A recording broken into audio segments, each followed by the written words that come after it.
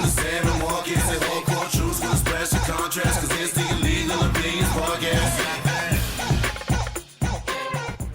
Welcome back, y'all. Episode 25. 25? Yeah, 25 of the Illegal Opinions Podcast, the last place for real talk. Listen with an open mind to leave mad. The choice is yours, man. I am your host, Sam Ridley, in the building. Sam, you get on my last Here with my man, 100 grand, the sweet one, Marcus Palmer in the building. That's right. Sky Daddy, aka Sky Daddy over there. I don't know how that nickname. I think you typed that one time, and our fan base just latched on to you. It was just a joke, but I'll take it though. I know, but it makes you sound way too powerful. Like I'm like, they don't realize what they did when they reinforced it for you. I'm like, y'all can't do. That did a lot. Y'all listening. Y'all can't do shit like that with Marcus, man. He was like, I'm gonna take it. I'm gonna run that ball. He's like, you goddamn right, I'm the Sky. Don't be surprised. Some Sky Daddy merch come out. What? Bruh. I didn't think about that, See, man. dog. Oh yeah. Your face on a shirt that say Sky Daddy Illegal Opinions Podcast. Come on, dog. With some puppet strings on it. Oh hell no. Hell no. Okay. What have y'all done? Like, what have y'all done? Like this. They created a monster. They don't realize. They really don't realize. Thank y'all for listening, man. Shout out to our Legal Opinions Podcast group, the people on the like page, subscribers to the YouTube channel that ask us how we doing. You know what I'm saying? Shout out to y'all, man. Shout out to y'all. I'm feeling great. I'm feeling great, man. I feel more like myself because as y'all heard at the beginning of the pod, if you're listening on Spotify and Apple and all those other great platforms that host us, I got back on stage, man. Oh yeah, I seen it, dog. I mean, I wasn't there, but I seen it. Yeah, man. I know. I was social distancing and shit. Yeah, as we all should be, you know. And that How show. you feel about it, man? Dog. I'm gonna tell you right now. I felt petrified heading into it. Word? You feel like wood, nigga? Yeah, man. You know, got to keep the wood. Yeah, dog. Like, okay, so this is how it happened because I know a lot of people was like, man, how did you do a show? Most of this stuff is shut down. So the morning of, I'm fortunate enough to know some cats that's doing some things. So one of my partners had to cancel the show because he had to go meet with Jamie Foxx. Oh, shit. I was like, no brainer there, you know? And that's my man's. He was like, I know it's short notice. I hate to do this to you, but I know how you feel with the social distancing, keeping people safe. This show is outside. It's on the patio. They got it to where the comedians aren't going to be around anybody. You know, bring your hand sanitizer if you want. And I knew the spot. I just didn't know that they were doing it on the patio now. So I was like, I got it, man. It's this spot called Zabra's Thai Fusion Lounge in Temecula, California. Shout out to them, man. Great food, great ambiance, great people, great setup for comedy outdoors. Like, I can't thank y'all enough. But I knew I hadn't performed live in 5 months. Roughly. Well, not 5. Was it 4 and a half? Something like that. With all this COVID shit going on. Right. I was pacing. I don't smoke, but I was still doing this shit. Like, you know, I was like, man, if I get up there, man, I'm going to throw up a brick. And my homie that I was talking to, my man, Kevin Davis, hilarious comic, man. He was like, hey, man, we might all bomb tonight. I ain't been on stage neither, motherfucker. Like, all of us are feeling that. So he was like, if there's a place to do it, you know, you got to take that first step back up there and knock this shit out, man. And I had a great set. I know y'all love the intro song, Daniel Diesel 5K1. Diesel 5K1. He came through, checked it out. A couple of other fans of the pod. And I went up first after the host. Nice. Okay. After that, the next comic that had to follow me, Daniel wasn't too impressed. He was making a face. I got to send you the picture. If it don't end up being the fucking cover for the episode. But yeah, man, it was great to get back up there. I had a great set. Everybody actually had a great set for considering what we got to deal with doing this whole thing in the COVID. And just to get out and make people laugh again, man, I felt free again after I got off stage because it was more evident to me that not only do we need to be up there, the people need to hear us talk. Yeah. The only thing that I remember, I was like, I got to tell Marcus this shit. Because I remember us saying on this pod, when I get back on stage, I'm not doing COVID-19 material. Right. And how many do you do? I had to. that was... I know how many you do? How many you drop? Just one. There's one. Okay. Get on it, get off it. Like, one of the things that an old comic told me was the stage is going to tell you what to say if you're already seasoned. And I got to say, at this point, I'm seasoned. I try not to like toot my own horn, but yeah, I got back up there, and as soon as I grabbed the microphone, I was like, I'm home, baby. Let me get some words out. Yeah. And as soon as I got that feedback from them, it was sort of like on Monsters Inc. when they get the screams and it gives them energy. Yeah. You know what I'm saying? Yeah. I was like, oh yeah, so it's the elephant in the room right now. COVID-19 is a real thing. We're all outside. There's a lady in the audience with a goddamn full face mask on, as y'all probably heard at the beginning of the pod. Like, how do you not speak to that? You got it's too evident not to. Yeah. Like you said, it's the elephant in the room. So you gotta say something about it. And I could tell just by the clip that you sent me, the laughs it was different. It was like people were laughing more hearty, like they couldn't wait to get that out. Right. To expel that energy of being basically kind of, locked up, shut in or whatever. Yeah. Not able to go out, and to be able to laugh outside in public around other people, like laugh in communion with other folks. It's just, you could just listen to it. You could tell that people were ready for it. They needed it. You fucking killed that shit. Thanks, man. It's to see people in that shared experience is something that can't happen over a Zoom comedy show. I'm not shitting on anybody that's doing those. I feel like that's important too, because some people are losing their minds sitting in the house.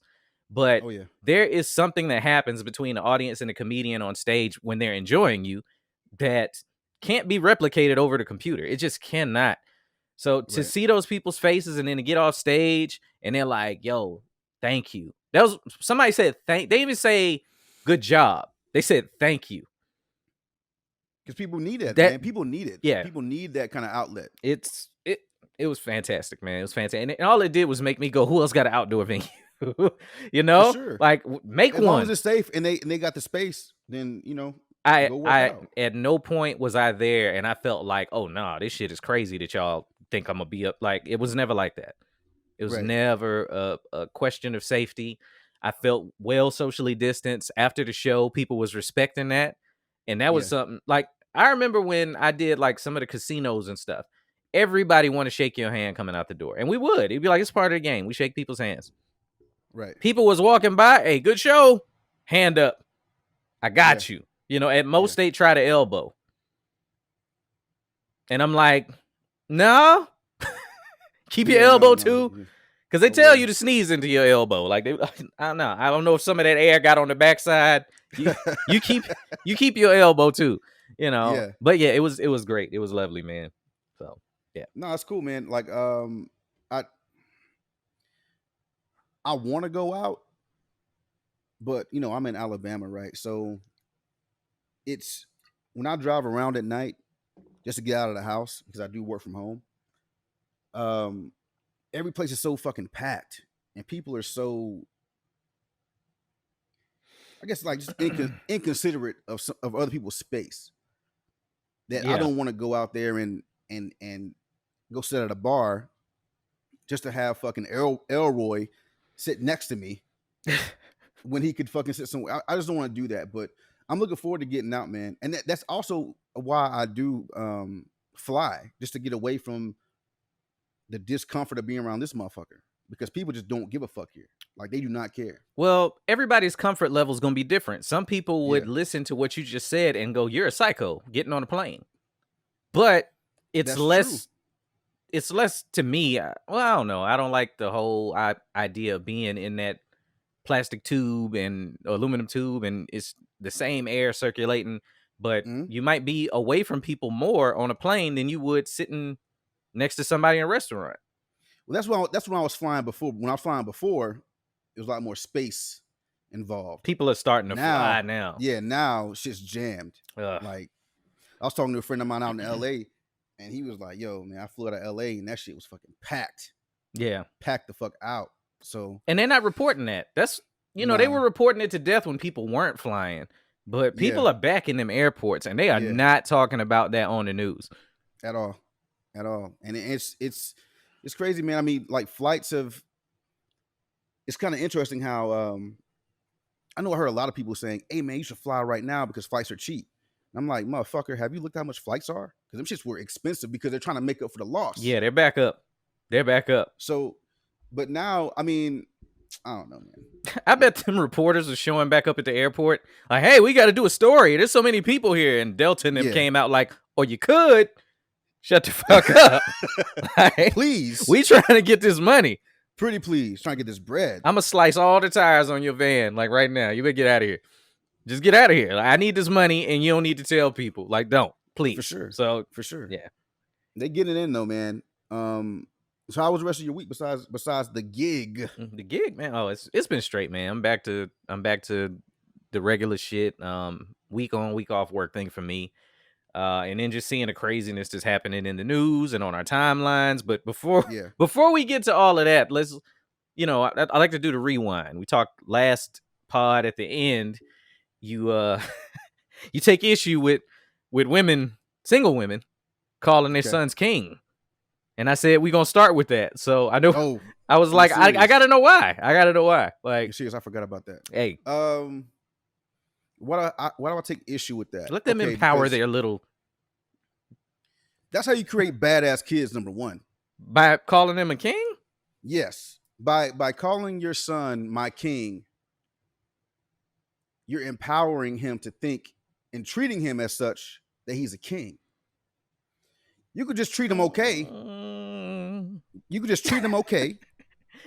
He'll still be your son. Okay. Don't call him king. Okay. And then women say that I'm waiting on my king.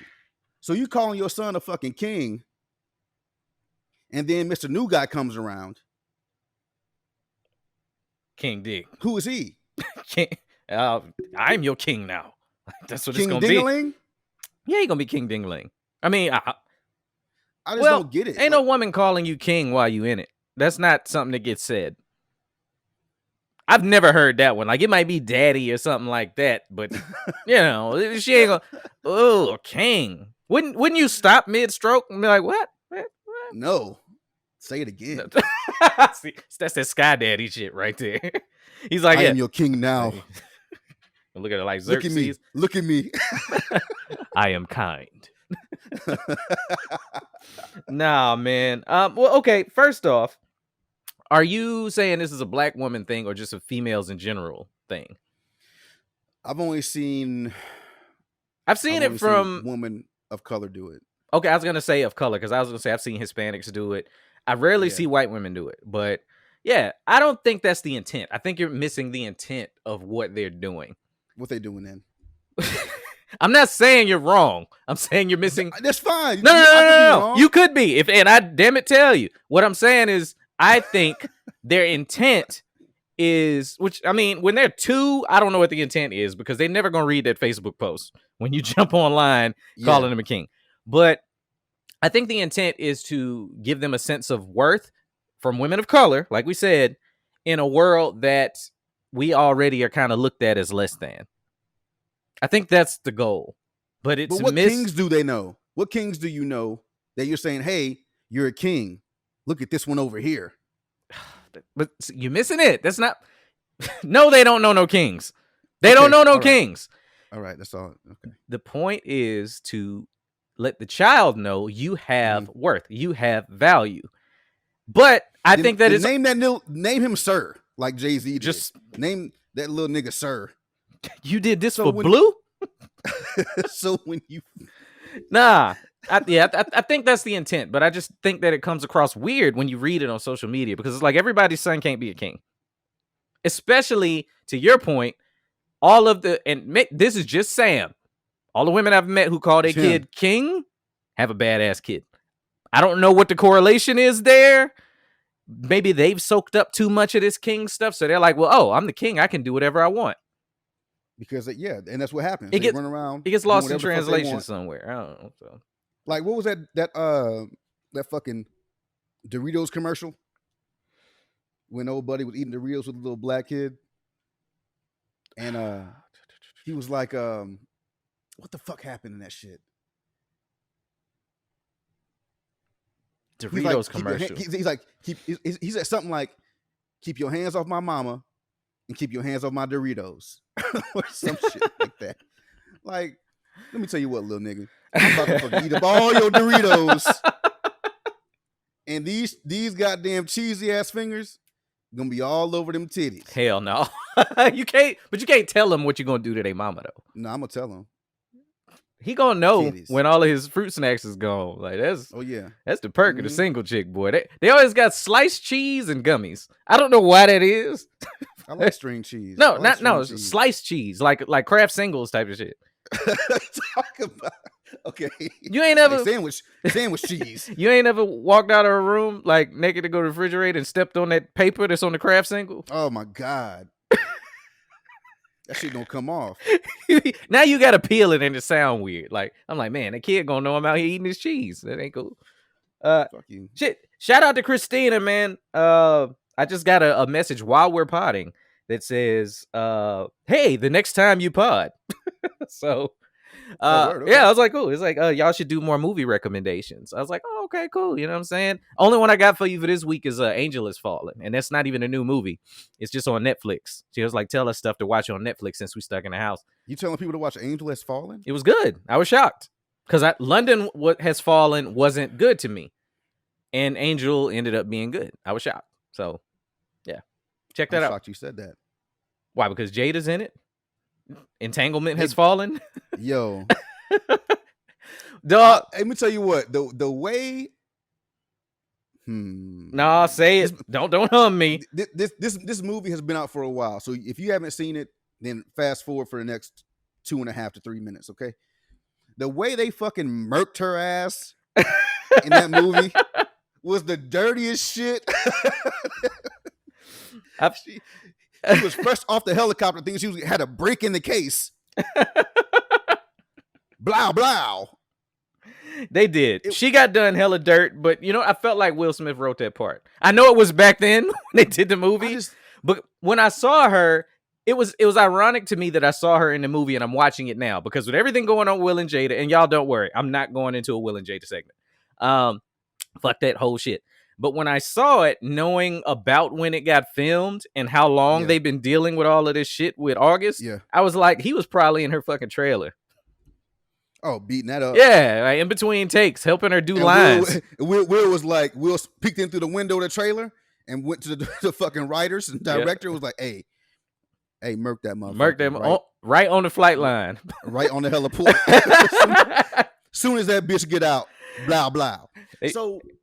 Hey, Jada, we got some rewrites. Can you? I watched it, man. I think I'm tired of the superhero regular guy superhero movie. Yeah. Like the fact that Gerard Butler goes out and he's fucking, it's just the one man army shit is kind of played out. Like I don't want to see that shit anymore. Like there's fucking 50 people shoot here. Okay, I compare it to this. The Expendables. Mm-hmm. Same movie. Now, I'm not saying The Expendables is believable. Not exactly. I go ahead. I understand. Movies, no. movies. I understand what you're saying, though. Yeah. But the fact that, okay, there's 10 of these motherfuckers with machine guns killing a bunch of people. Got it. In these fucking London Has Fallen, White House Has Fallen, Angel Has Fallen movies, it's just one guy. Yeah. Killing everybody. And what's funny about that, man, like my kids, you know, they're 10 and 13, and they saw Angel Has Fallen on the list and thought that the trailer looked good. Mm-hmm. And they love action movies. I'm that dad that shows him movies from my childhood because I want them to enjoy the same type of shit. Yeah. Or especially if they were good or if they were the movie that set the benchmark for the shit that they're watching now. So we're watching Olympus Has Fallen because I was like, y'all aren't going to understand this unless you see the first one. White House Down. Oh, no. The Jamie Foxx one, that was terrible. Oh, that was terrible. So man. We're watching Olympus Has Fallen and they're super into it. But about 20 minutes in, my youngest son goes, I'm getting a lot of Die Hard vibes from this movie. Yeah. And I got up and I hugged him and I said, I'm raising you right. Because if you're intuitive enough to realize that this is more or less the same movie, cool. Yeah. So everything you see after this, you know where they got their swag from. Because I liked Olympus Has Fallen. Just the whole idea of like anybody taking down the White House. I was like, this is a really well done action scene and this and that. And then we watched Angel Has Fallen and they liked it too. They was like, this is a good movie. They enjoyed it. But yes, they're all the same type of movie. I think that one's a little bit more grounded in reality than the Expendables. I go into the Expendables knowing we're just going to see all of the people we grew up loving shooting people, fucking people up. Oh my god, Terry Crews with I know we done canceled him now, but back then him with that automatic shotgun. Oh yeah, that's crazy. It was like, hey, I can watch you do this all day. Clear out as many buildings as you want, sir. And that's the thing that I don't mind from those movies. Like I know it's over the top action. Yeah, so you know what to expect going in. But the way they fuck people up in those Expendables movies is something ridiculous. I'm like, yo, how does everybody have this big ass fucking knife? And I'll go back and say it. I said it about a month ago now. That shit with Jean-Claude Van Damme in it. Why weren't you more bad guys, JCVD? You should have been more bad guys. He killed that. I'm like that and I'll watch that shit. That's one of my guilty pleasures. The Expendables 2. When he comes out and then fucking, man. Speaking of movies, actually, I'm going to switch gears a little bit. How is it that I was watching earlier today, I was watching X-Men's Futures Past. Days of Future Past. And then whatever the fuck it's called. And then Apocalypse. That's funny. I watched both of those this week too. Out of the budget of those movies, how is it, and I mean the X-Men franchise as a whole, how is it that the livest shit they came up with was Quicksilver? All his scene, every scene he's in. Yeah, every scene he's in is dope. Even and when they did it in Apocalypse, it wasn't as well done. Right. But it wasn't as well done. It was like, this shit is the most entertaining thing that y'all have done in all of this. Y'all had Magneto, Wolverine, all of the X-Men, two great actors for Xavier, which I didn't think it was possible for y'all to find more than one. And you had managed to fuck up just about everything else about these movies, especially Apocalypse. Except for Quicksilver. And Storm in the later ones. I like the younger Storm. Halle Berry was trash. But I enjoy watching her get stabbed in the back. She's a horrible Storm and her pussy is trash. So like throw back to episode 1. That's what we've heard. You know, I like the speculation that people are like, well, how do you know? You say it with such conviction. Cool. Because Eric Benet cheated on her. Stop. I'm not even doing it. I'm not even doing it. Okay. We already know. But yeah, man. Shout out David Justice. I know. Shout out David Justice.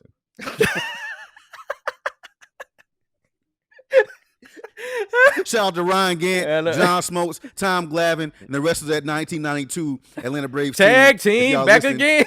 Yeah. So, yeah, man, those movies. I know what I watched that was woke as fuck. Oh shit! Ip Man 4. I saw that on Netflix. I didn't. Is it? It's woke as fuck. That's all I'm gonna say. Okay. Watch it. I mean, it's Ip Man, so you know you're gonna see him do his thing, and it's good. Are his hands woke? Or is this his like hands? No, his hands is woke, but the script is very. Oh, it's very like, I'm pointing at you. I'm going, watch that racism, blah. Yeah. And here's some fights in between. All right. Yeah. White people don't watch it in mixed company. White people.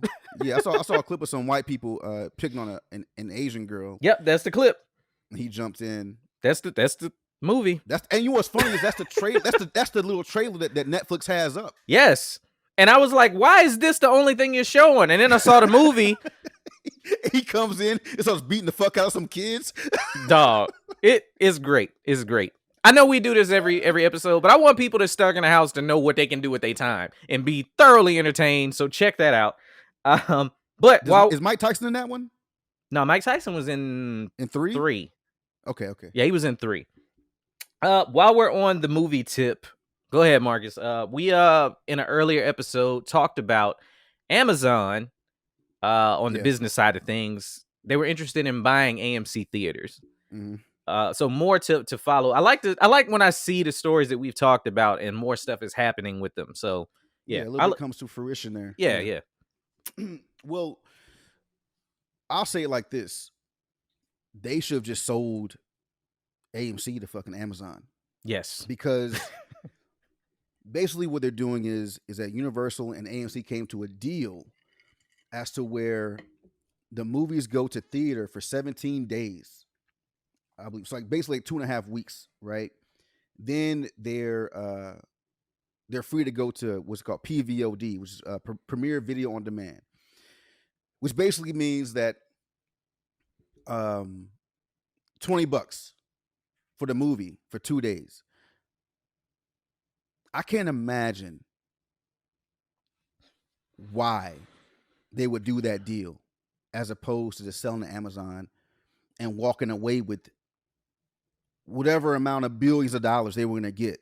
Yeah. For that. Whoever owns AMC, you'd have messed up. And I think what happened was you had the opportunity and they took that shit off the table.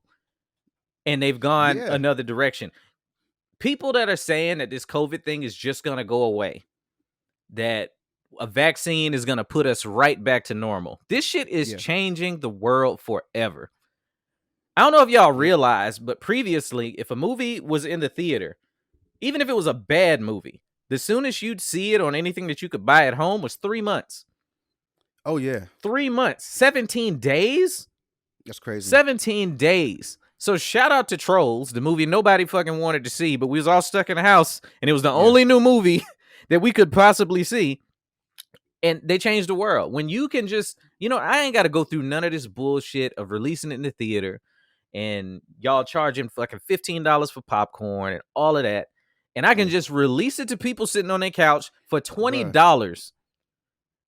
And I think they were still giving like 10% of the revenue somewhere else to the streaming services that were doing it. Yeah. $100 million with no advertising work almost whatsoever because you're home already? Come on, bruh.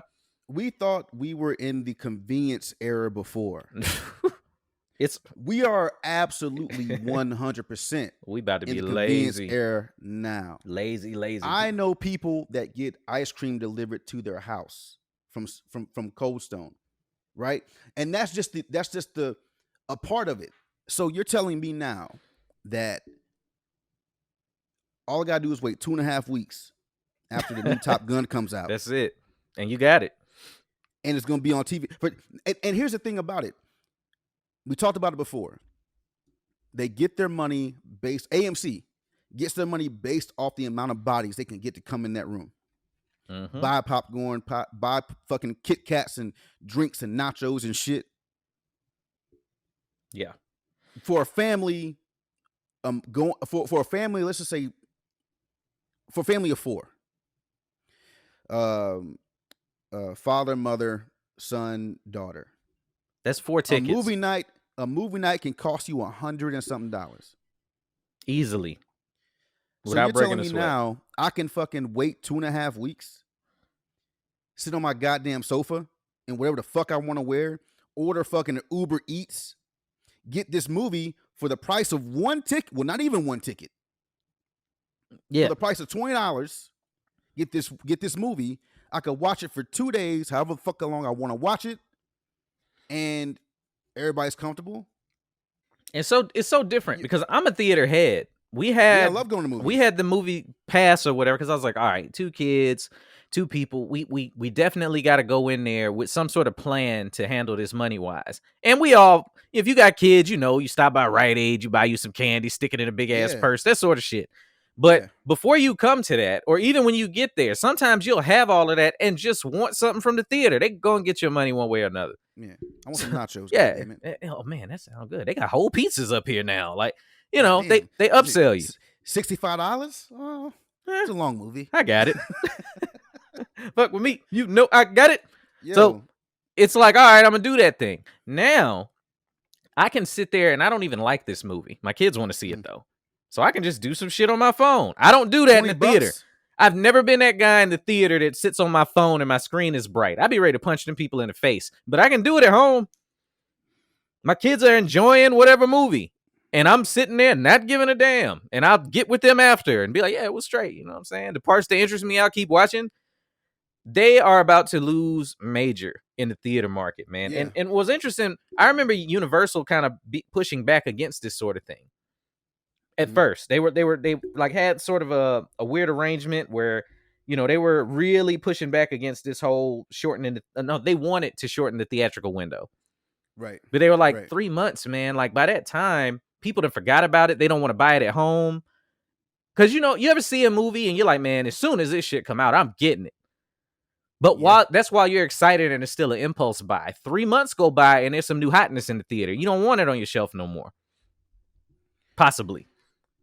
Universal is like, let's capitalize off of the excitement. In 3 months, it has to be an Avatar, a Titanic, Pirates of the Caribbean, one of those movies that's just gonna keep going up, a Marvel movie, for 3 months for people to still be excited about. But if it's not and it's a flash in the pan, let us get our money now so that we're not losing out. Even then, it was okay. Even though we only get money from the foot traffic, okay, cool. We can still sell this movie to the dollar theaters. Oh, Last time okay. you saw a fucking dollar theater. We got one around the corner, and I assume it stink. It's just got to. Oh, that's the fucking theater. That's the fucking theater. Yeah. But head in the floors back all row sticky and shit. Yeah. You plant your feet good and just lean back. Plant your feet good. It's on the syrup. Why she get that syrup? You know what I'm saying? Okay. Theater. You ain't never had theater head, Marcus? That's the shit. No. Why not? You need to live your life. You need to listen to some T.I. I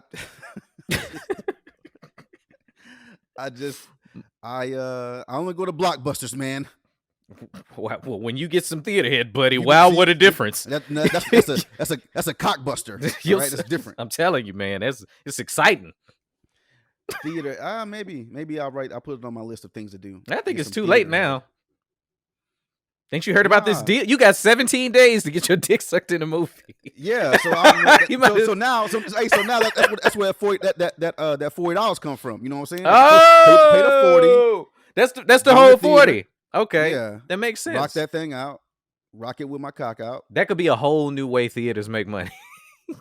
Y'all trying to keep your theaters alive? Let people get ahead in the movie theater.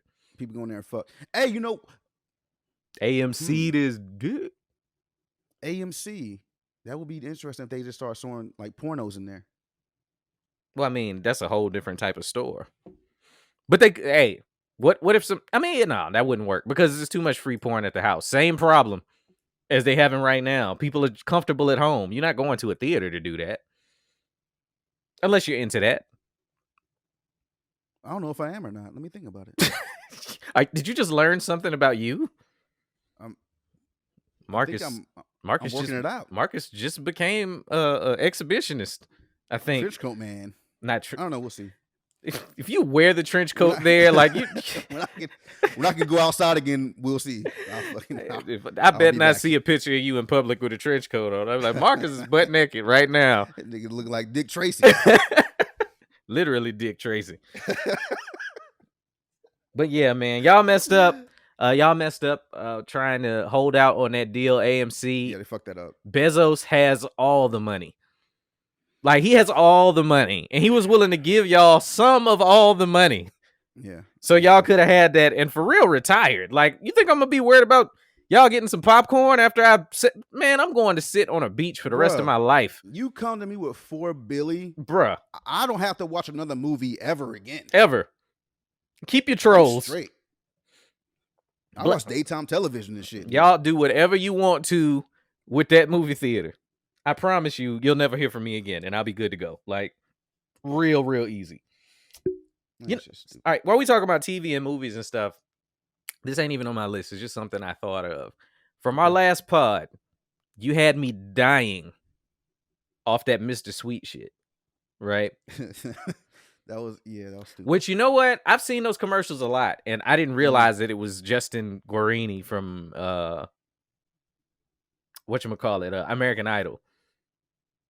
That's him.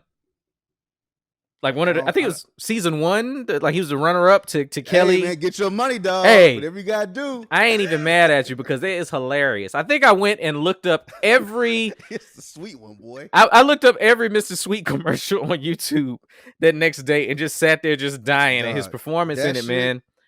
But that was the funniest shit I saw for a long time. Okay, but here's my question to you though. There was a pod, or no, not a pod. This was on our list of topics, and I always thought it was interesting, but I was like, I don't know where we're gonna fit it in at. All right. You said, how high do you have to be to make a commercial nowadays? So how can you say that when you clearly remember, and like that wasn't that long ago when Mr. Sweet came out. That's in the era of the internet. Still do it now, yeah. So it can happen where a commercial will come out that don't mean they ain't high as fuck when they do that shit. But you gotta be high as man. Fuck to think of Mr. Sweet. You look. But that's not what you meant though. That's not what you meant. No, it's not. You were saying nobody watches TV because we talked about it. You said nobody watches TV anymore. You talked to another nigga. I didn't. There's only one Sky Daddy. I'm not calling you that shit no more. It should sound gay as fuck. Make me feel uncomfortable. It's a sweet. So it sounds real sweet. You saying like don't nobody watch TV and watch commercials like that? We weren't referencing any specific commercial when you said that. You were just saying that nobody watches commercials. You can pick any streaming service and get the no commercial option. Yeah. But obviously it's possible for them shits to stick in your brain still. No, for sure. I mean, even though that's not what I was saying. It is what you're saying. That nigga, whatever. That's not what I was saying. But I'll say this to that. All right. There are people like me that have, goddamn nigga, relax with the beer. It's a root beer. Is it really? It is. I'm not gonna show the label because they need the sponsors for that type of shit. I feel but yeah, okay. All right. Goddamn. All right. Anyway, people like me that have a DVR, I do still forget that I have a DVR, and I can skip through because I'm usually fucking around on my phone. I'm usually fucking getting up and moving around my goddamn room. All right, I was like, how you forget you shit. pushing the buttons? And then I'll be like, oh, fuck, let me fast forward through this shit or whatever. And then if there are a plethora of people that watch daytime television, hell, fucking now, everyone's working from home. Most people anyway. Yeah. TV's on, commercials running. That's cool. I do understand that there is still marketing that needs to be done. What I was referencing was the fact that people come up with shit like Mr. Sweet. How high do you have to be? Do you remember that fucking Geico commercial with the pothole? With the pothole. And they run over the pothole. Yeah. He's like a fucking New York accent or some shit. Oh, yeah. Yeah. Like okay. How high do you have to be to think of that shit? Like how many mushrooms did you eat? Yeah. To think about a pothole talking. And then the guy talking back to the pothole. How high do you have to be to think about all these fucking Geico commercials? Oh, their Geico, their writer's room. It's every kind of drug is in that writer's room. It has to be smoked. You have to be high out of your mind to think of a caveman can do it, and then run the caveman for 5 years, and this nigga's golfing, chilling. Dog, the first time I saw the dude in the break room heating his fucking lunch up and the final countdown started playing and then the band spins around, but before they even started singing and I heard the I immediately got it. Got it. This is brilliant. I was like, this is one of them. I'm like, none of this has made me switch to Geico, by the way, but no. I love y'all's commercials. High, like, okay, let's another one, kind of a throwback. The Office linebacker. I was just thinking the same one. Duh. Oh man, what were they selling? I don't even remember what they were selling. I think it was a Reebok commercial. Was it? I don't remember what they were selling. I just remember him hitting the dude, going, "That's not your cake, Philip. That's Simone's cake."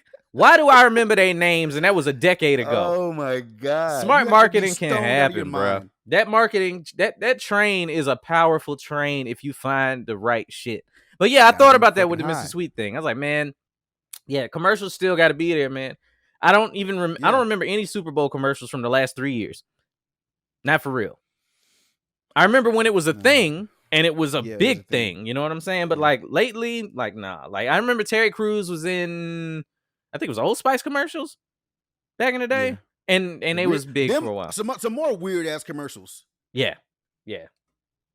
Oh, it's like a motor tour, like as a dude on a motorcycle. Motor or some shit. Yeah. Motor. This motherfucker says would you rather be like a regular person? He's like, no, not a regular person, just motorcycle on top, human on bottom. How fucking high? And it you works. Have to be. It works. I mean, it does work. What- But you got to be. What That's not a regular thought, bro. When he's sitting at the gas station putting gas in himself, Putting gas in his ass. It's just fucking. oh, Just Oh, fill your man. ass up with premium. Okay. yeah, I mean, you got And this motherfucker in the truck was like, I wish I was a motor. you got to treat yourself, you know, a little premium gotta in, be in your fucking ass tank. premium in your ass. All right. Ass Ass tank. tank. In your ass tank. Oh, man. Oh, speaking of commercials, hold on. Do you remember? And this is kind of like I think it was interesting when it happened. But this kind of really, this is gonna get a little serious for a second. Uh-oh. Sorry, people. But a lot of times when I watch commercials, I think you and I talked about this before. We did talk about it before once. And I said, have you realized how in marketing in these commercials where there's a black couple, an Asian couple, Mm-hmm. but every time there's a woman of color, not every time, a lot of fucking times, there's a woman of color, there's a white guy there. She's never with a black man.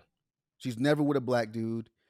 The Asian girl is never with an Asian dude. No, She's with a white dude. the Asian chick is usually with a black man. That's something I've noticed lately. And then they have a mixed kid with curly hair, and I don't know how that happened, but that's just what Yeah. they do. That's something that I feel like the marketing teams are like, all right, we got to hit every demographic, but we can't make it too black. We can't make it too lily white. So we got to mix them up, and they just Well, don't know they how to don't do it. And well, the one time, not the one time, but I guess one of the original times that they did it recently, and by recent I mean within the last 5 years, was that fucking Cheerios commercial. The dad on the couch. Dad on the couch. Yeah. It was a white lady and the mixed girl at the table, Mm-hmm. and she says, "Hey, Mom, why do we eat Cheerios?" And she says, "Because it's good for your heart."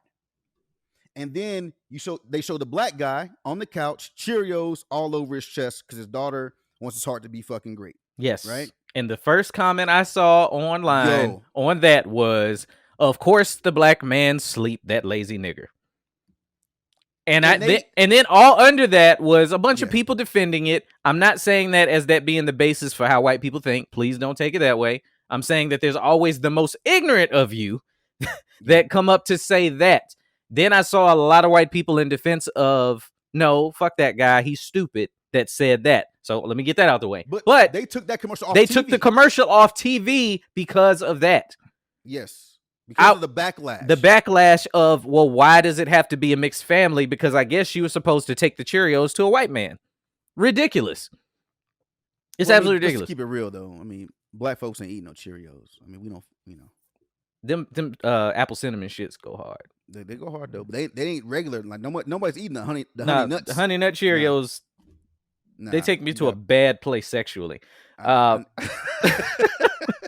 My dick don't like those. You ain't ever smelled no pussy that smell like wet Cheerios, dog. That shit is terrible. Shit smell like.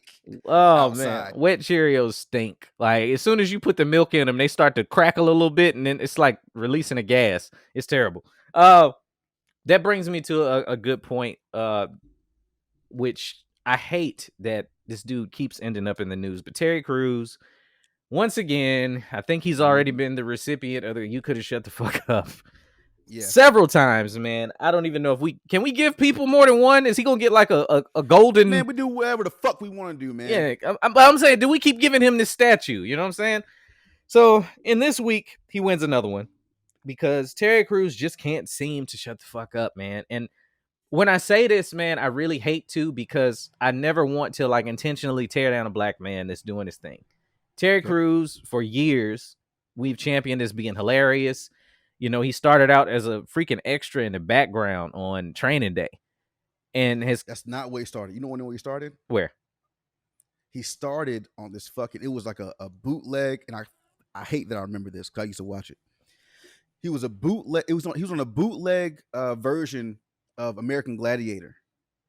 Oh, He you was know like what? the hood dude Yeah. with the fucking chain, briefcase with the money in it, all that shit. Okay. Yeah, when he tells his damn. story, he starts it there. So not where Yeah. you said on the training day thing. Yeah. Anyway, this dude has been losing his mind on the internet, as y'all know, saying all sorts of things about the BLM movement and it turning into black supremacy that, in my opinion, just can't exist. It's just nuts. Anyway, he's been getting called a coon for the last 3 weeks. And it's hard to argue with some of the stuff that he says. But this dude, instead of taking that and going, you know what, they tripping, they just don't understand what I'm saying, decides to try and flip the word coon into an acronym. So he posts on his Twitter page this week, coon, conquer our own negativity. Terry Crews, you could have just shut the fuck up. Nobody told you. Shut your thumbs the fuck up. Like, shut your thumbs. Nobody told you to put that. Were you sitting trying to figure out an acronym for this word that nobody's going to use? That's my question. Nobody's going to start going, hey, what's up, my coon? Yeah, coon. You conquering your negativity, my coon? Yeah, my coon. Did he think that was going to work, dog? Did he think that was going to work? Yeah. No, I don't think he did. I don't think he did. I think he at this point he's trolling. I don't think he's trolling. I think he either meant it or he's trolling. You gotta pick one. Now let me tell you, to tell the whole story. He's already come back to Twitter to say that his acronym was horrible because he saw the backlash from that coon shit. Every viral ain't a good viral. It just ain't. So he already came back to say that, at first he was dismissive. At first he was just like, whatever. And he came back to say that it was horrible. I, quote unquote, I agree that word is horrible, but I've learned to catch the lemons thrown at you, make lemonade, then make lemon bars. Make a lemon scented hand sanitizer, sell the rinds in the spice aisle for the, shut the fuck up. So my question is, sell the rinds in the spice aisle. His whole point was, whatever I receive, I'm going to turn into something. That's his whole point. But I'm like, on this one, dog, just stop. The best thing you can do is just stop and move in a new direction. Like, sometimes you're not going to win this one. You're just not going to win this one. But he did say one thing in an interview that I agreed with. And I think this is an important point that I already know y'all not going to agree with. But hey, you know where you at. He was talking to somebody in an interview, and he said he feels like a lot of the hate he's receiving is stemming from the fact that he's in an interracial relationship. This is going back to what you were talking about a minute ago. All right. He feels like as soon as it was known that he was with a woman that wasn't a black woman, there's nothing the black culture wants to hear from him anymore. To an extent, I gotta agree with that, because I'll see people posting like the hashtag Black Loves and things of that nature. That's cool. There's nothing wrong with any kind of love. Like, wherever you find somebody that's gonna treat you right, it shouldn't matter what color they are. But for whatever reason, like you said with the Cheerios commercial and everything else, when a black man is seen with a woman of any other race, creed, color, he's looked at as less than, and that his opinion on black issues is less than. It's diluted, right? It's diluted because they're like, well, you don't understand because you're not with a black woman. So is he wrong in that? No, he's not wrong in that. And here's a perfect example. Kamala Harris, who was running for president at one point. Mm-hmm. Everybody loved Kamala Harris. Nah, they didn't. But wait, hold on. All right. They loved her. She was kind of in the middle. She was moderate. She was leading the polls as far as being the Democratic choice to run for president. And at one point, after I believe it was her biggest victory during the debates, people found out she was married to a white dude. They turned on her after quick that. After that, because you got the whole thing. I'm from fucking Compton. I'm a Cali person. I know what's happening down here in these streets. I was a prosecutor. I was a DA. All this shit. All those things lead up to strong black woman, intelligent. She gets us. Beautiful. All that shit. she's the one. Mm-hmm. Yeah. Until they found out her husband was white. Now, maybe you don't understand what the fuck going on. Now, I remember having a fucking argument with my uncle, who was on board with Kamala Harris. She gonna be president. Ain't no stopping her. Ain't no stopping us. We gonna do this shit. And I said, hold on a second. Number one, she's a black woman. Hillary didn't win. She's a white woman. Mm-hmm. All right, let's throw in the emails, and maybe that's what knocked her off track. But her right, emails, cool. yeah. All right, cool. Let's do that. But the fact that what's going to happen with Kamala is there's a lot of white people, a lot of men, not even white men, a lot of men in general who are not going to vote for a woman. Mm-hmm. That's Just because, period, point blank, period. I know black men that didn't vote for Hillary because she's a woman, and I know white men that didn't vote for her because she's a woman. They're both equally ignorant, by the way. Yes, like both equally ignorant. Like that's not a fucking. I'm not shooting them any kind of bail, nothing like that. Yeah, that's just them being stupid. All right, great. And then you're gonna have the black people looking at her like, "Oh, I thought you were down. Oh, you married a white dude." See, and why is that? Down. Why is that you're not down point? What That's does just how people see it, man? Because people put so much pressure on this black love shit, and not just love. Yes, and I'm sorry, I can't. It's hard for me to get on board with that. And don't get me wrong. Yes, a beautiful black couple is a beautiful thing, but don't make it seem like somebody has to pick somebody that's the same color as them to be happy. I understand the sentiment of they're gonna culturally get you a little bit more because they've been there, they understand it. We've been hearing more or less the same things our whole lives about our struggle. Yeah. But that does not equate to a strong relationship. But for whatever reason, for whatever reason, why is that the case, especially if you're running into being a celebrity, a politician, a movie star? That's a part of who you are in the pantheon of your opinion. You're not allowed to have a strong opinion about BLM and be in a mixed race relationship. Why does that dilute your understanding of the struggle? Does that make you a sellout? Does that mean you would have chose Massa's daughter? No, I don't think so. I don't think so. But I know people feel differently. Like, I would love to have this discussion with all y'all that listen to this pod. Like, for real. Do you view it as a black love is better thing? Do you view it as because imagine how crazy that would sound if you saw #white love on a post. Right. I think black people would be livid. They'd be like, what you mean white love is important? It's like white entertainment television. It will be a thing. Wet. I'm down for it. I'm down for the wet. Hey, you know what I'm saying? Hey, what you got to do, man? I'm about to watch this wet. Yeah. You were saying that, and I don't know why it came to my mind. Remember back in the day when we were talking about Love is Blind? Yeah. And that fucking whack ass couple, the white dude that's just trying to fucking be down. Yeah. And got with the black girl. Yeah. That's worse. That's the one y'all need to question. Like, don't.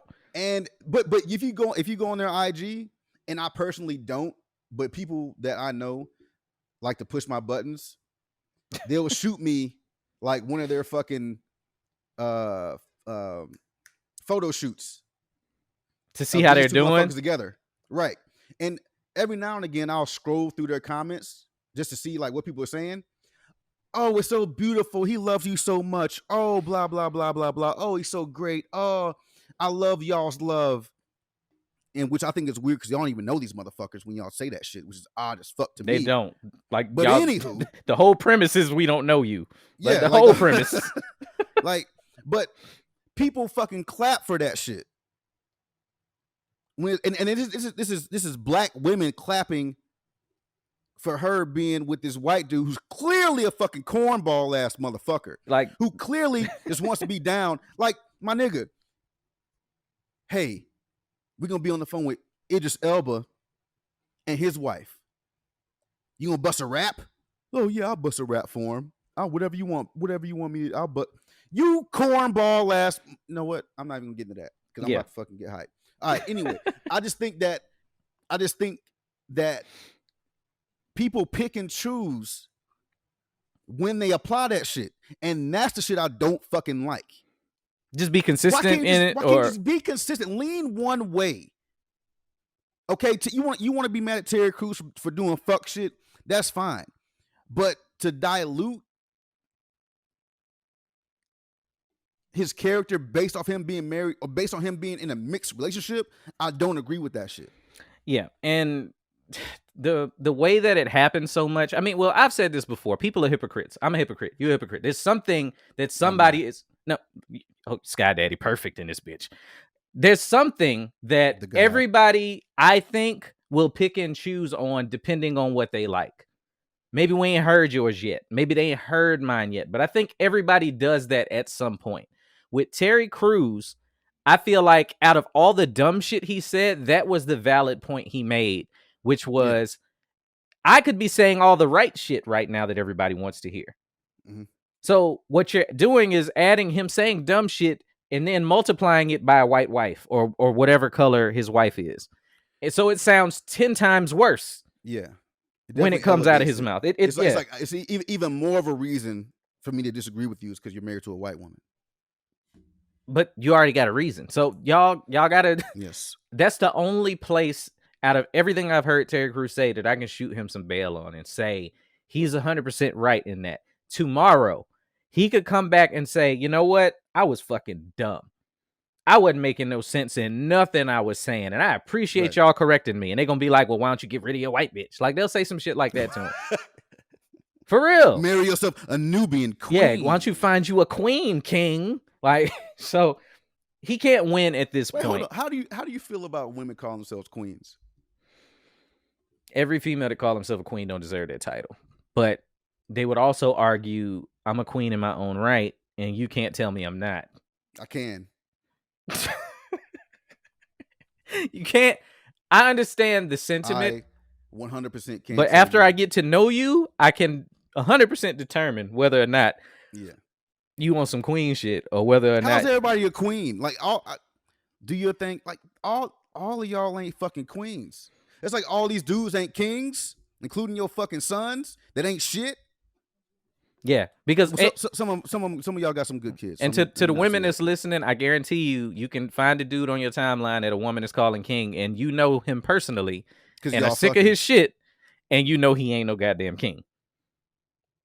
So y'all know that's possible. Matter of fact, can somebody compliment a woman wrong that you're with? Yeah. Like, okay, and this is what made me think about it. I was talking to my homeboy. One time we were at his maybe not. All right, check it out. One time we were at his house for a fight party. Me and the whiff. And we're chilling. We don't really know most of the people at this fight party. You know, co-worker, we over at their house chilling and whatnot. She's beautiful. You know what I'm saying? So, like, I'm not gonna argue that. We walking around, we chilling. Of course, we didn't step out the house. Most sisters step out the house knowing they dress to kill. I will give my sisters that. Like, y'all present yourselves very well when you step out that door. Goddamn. So we chilling. She's outside, like people everywhere, garage, house, all that good shit. And this dude approaches my wife and goes, he's a lucky man. Okay. He's very lucky to have you. The lady of the house lost her shit. Went off on this dude. Okay. What the fuck you trying to say? What you mean he a lucky man? Like, what does that mean? I'd never thought about it like that until that day, but I was like, oh, that's a dirty Mac. That's a real dirty way of macking. It's like, you know what? You so fine. Like, I would love to have you, but he got you. That sort of thing. Because, and this is what I thought about with that. When I say that, if I say that to a female I don't know, he's lucky to have you. I don't know this nigga. Right. He don't know her. He don't know her quirks. He don't know what's bad about her. Or even if maybe she is great, but you don't know that. Okay. All you know is you like what you see. So what you're saying in essence is, I would love to have you if he ain't treating you right. Yeah. But I think that's what's being said anytime a man that's complimenting a woman. Nah. Damn, you bad. You wearing the fuck out that dress, girl. But no. That's Now- I think you're beautiful. To say he's lucky to have you is like a all encompassing. Your personality is great. Yeah. I like the way you do everything. Blah, blah, blah. But you Yeah. don't know any of that But information. you're not comfortable with any of it though. If you with your girl and you walking by a group of guys and one of them say, "God damn, she got a fat ass. Look at that motherfucker."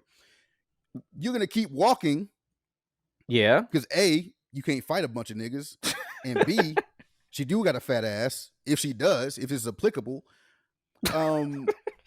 But If applicable. but it's like, all right, well, but you still feel uncomfortable by it being said. I mean, even though we know if you were a bad motherfucker, you're not the only person that sees her as being bad.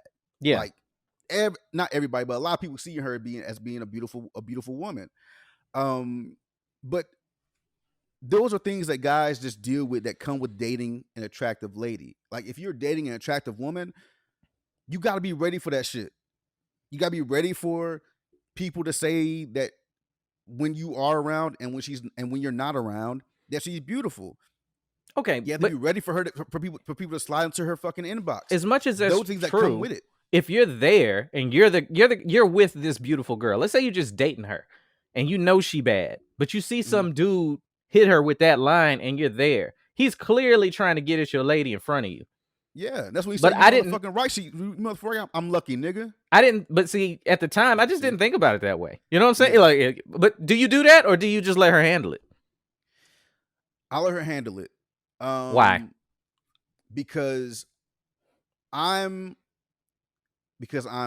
be erratic and I can be a little bit of a loose cannon. Look at this self-reflection, y'all. This is Sky Daddy, intimate thoughts. I've grown.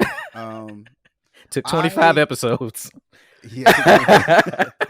I realize that I am the guy that is break the glass in case of emergency. So if you come to me saying something about some guy and something he said to you, I'm assuming you handled it at the lowest level. What would be the lowest level in that?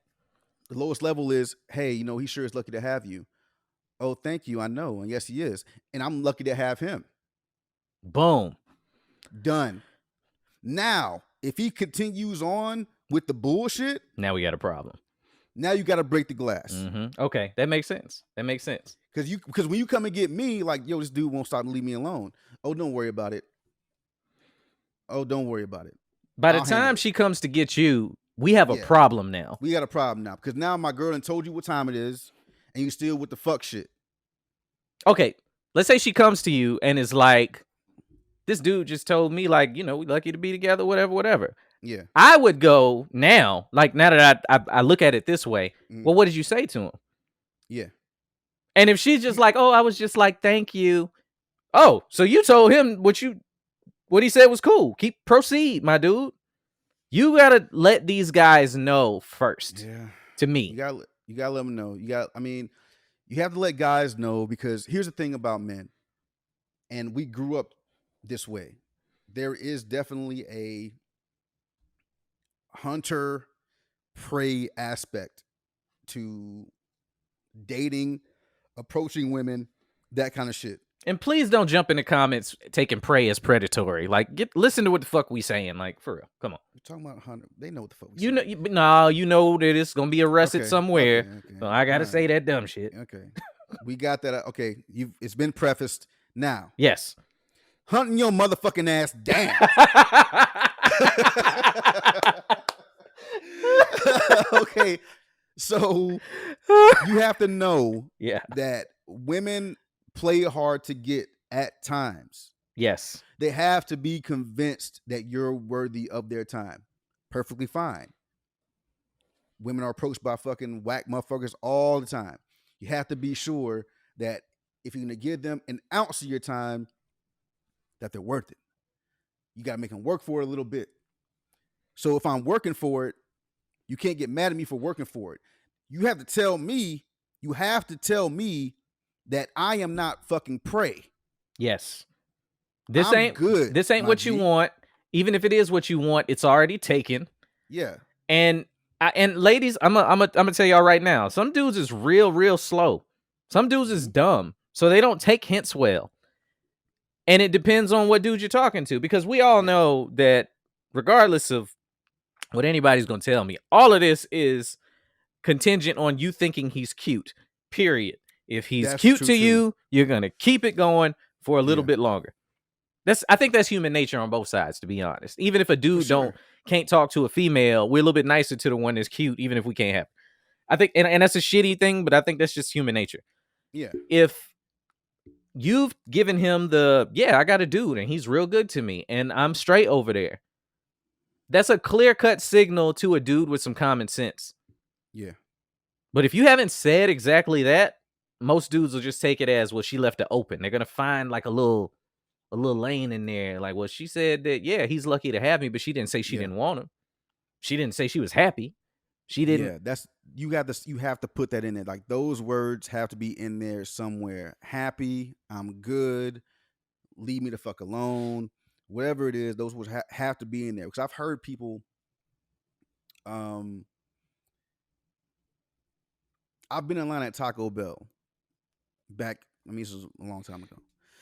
And I'm listening to this guy talk to this girl who's standing in front of him, and he's like, "Hey, what's up, beautiful? How you doing?" She's like, "Oh, I'm doing okay.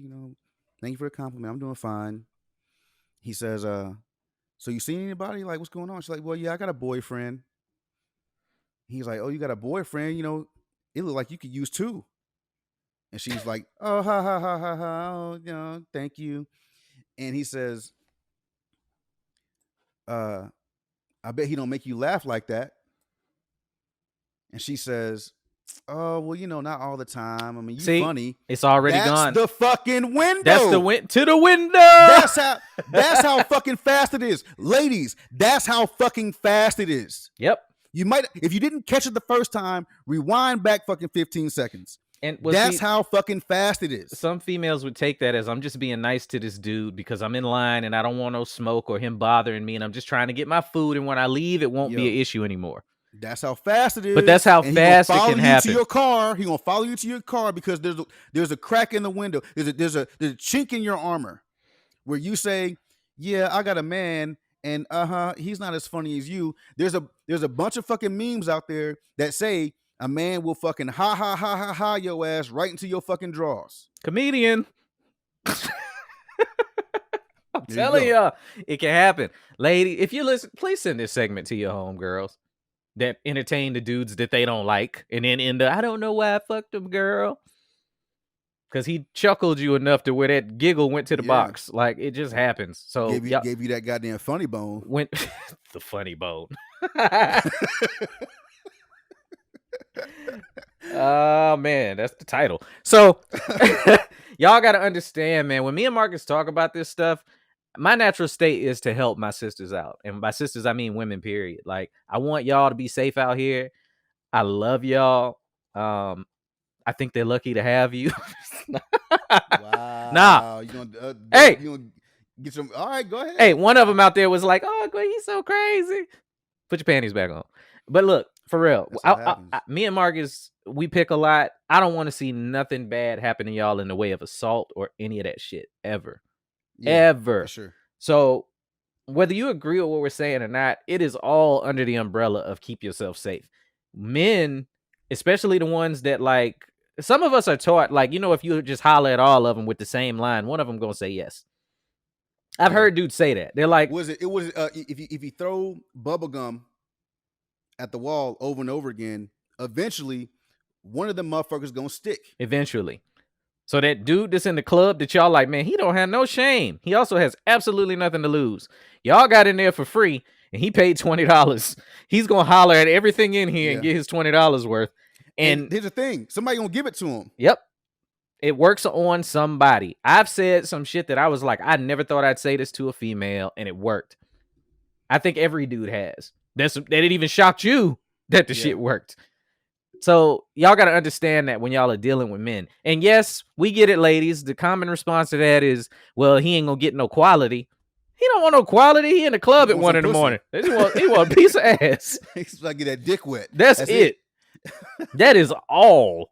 She is not. I'm not looking for wifey. I'm looking for tonight. That's it. Y'all gotta understand that, man. Okay, look, hold on. I'm on the same. Let's stay right here. All right.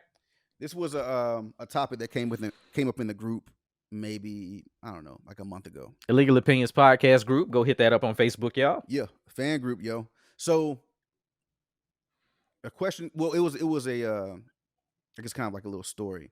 Well, this woman says that she has a homeboy of hers that was dating this woman. I guess they were just kicking it, right? And he asked her how many men she had slept with. Now, I don't know what context the question came up. I wasn't there. Right. He might have heard her talk about too many other motherfuckers and was like, hold on a second. Like, how many guys have you been with? How many guys have you slept with? She said 25. According to the story, homeboy, I guess just by the way that she was kind of moving, felt like it was more along the lines of like 30 plus. Well, don't they say you're supposed to multiply it by 2? Like when somebody tells you, they say that's a lot, nigga. Not twice. You can't twice. I think you like add 7. You don't double it up. That's crazy. Add 7? Is it? I think it's add dog years. For men, you're supposed to like add a certain amount, and for women, they subtract or some shit like that. Anyway, okay. Anyway, would you date a woman? Would you be with a woman that had 30 to 35 plus bodies on her? Can I say that as an adult, that's a weird question to ask, period, first? I mean, you know what I'm saying? Yeah. Like, that's, at this point in our lives, like, if I got to ask you that, I already think you a hoe. You know what I'm saying? Right. Even in the talking stage, we're sitting there, we're chopping it up about our past and things that we've done. I can hear in my head where it just starts to sound like a lot of dick. Right? Like, in the midst of you telling stories and one of them don't sound like the other, I'm like, 1, 2, 3, 4. God, is this all this week? Counting your head and shit? Like, yeah. But for me to just flat out go, like, how many bodies you got on you? I'm not buying a gun. Yeah. You know, so I don't need to know that. Or what? Yeah, that's it. Like, to me, if it's that serious, we can both go take a test. But I don't need to know. Right. Do I want to know? Nah. What if you did have a very, very extensive hoe phase, but we've had sex and I know you were a monster in the bed? Now I know where you learned it from. You had a lot of practice, but thank them dudes, especially if she clean, whatever. Like, yeah, I'm not asking that question. That's dumb. I wouldn't ask that question. I wouldn't ask a woman. Well, let me take that back. I wouldn't ask a woman that question in a regular state, right? In a regular format. Right. Yeah, in a regular setting, whatever. If we're just talking and she goes, by the way, I fucked 40 dudes. Now I'm just wondering why you even said that, and now I'm concerned. But if when we're talking over this 3 weeks to a month or whatever that we're talking, we're getting to know each other, whatever. And every time you tell me a story about a guy you dated, it's a different dude over a certain amount of time. That would take me to a different question. Now I'm like, okay, you seem like a seasoned veteran.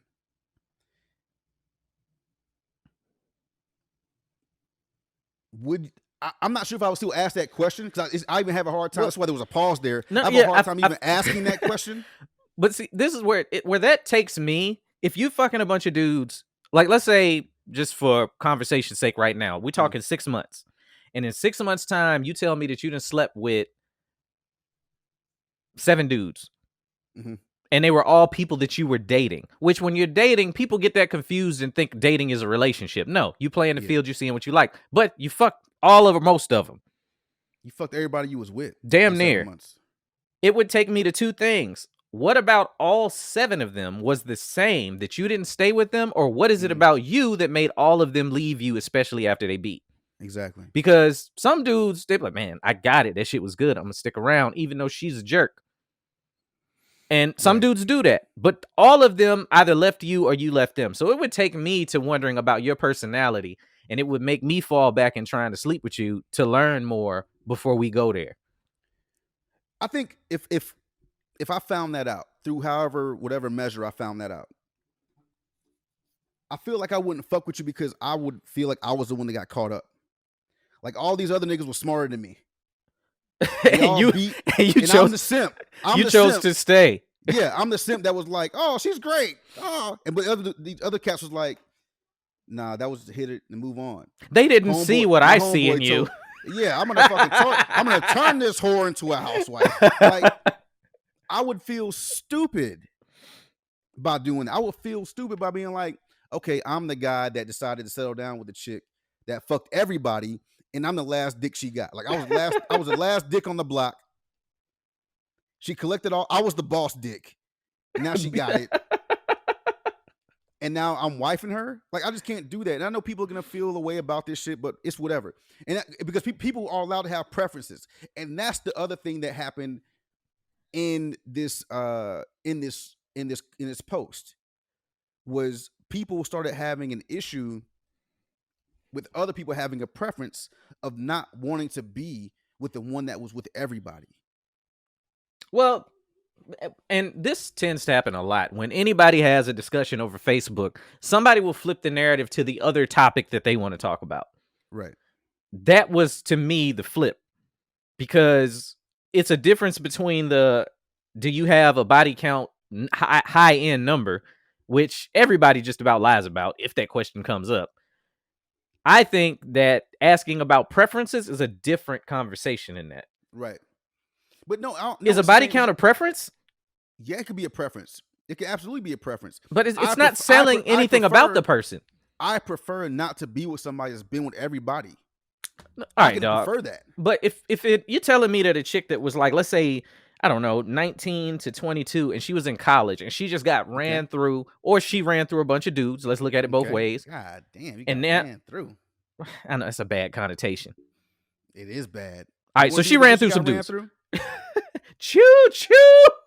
God damn. However you want to put it, she ended up having a lot of sexual experiences with the men she wanted to do it with, all consensual. Okay. Everybody's having fun. Her college years was wild, and she knocked down or had 40 dudes. God damn. Let's just say 40. That's 10 a year. Hey, semesters be long. No, it's a lot of time. So it's a lot of time between classes, though. So let's say she had fun in her college years, right? That was 19 to 22. We're 38, 39 now. Are you going to look at her and judge her for that college time? She's a different person now. You're not even the same person you were back then. That's true. At all. Me and you ain't the same dudes from when we met. So you're cool with being with a girl that used to be a hoe? Well, how does that make her a hoe, though? She was having a good time.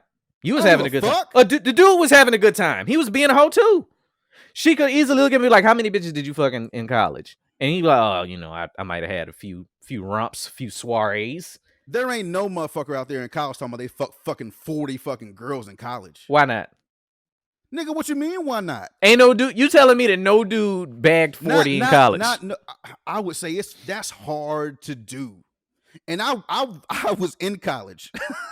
Dog, to bag 40 women. And I went to a college where it was like the ratio was something stupid, like fucking 19 to 1.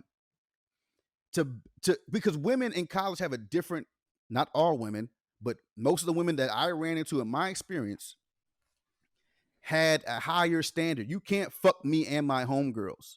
Oh, see, that's where you messed up, dog. You gotta hang out with the Deltas. Or the AKAs. Oh! You gonna get me in trouble when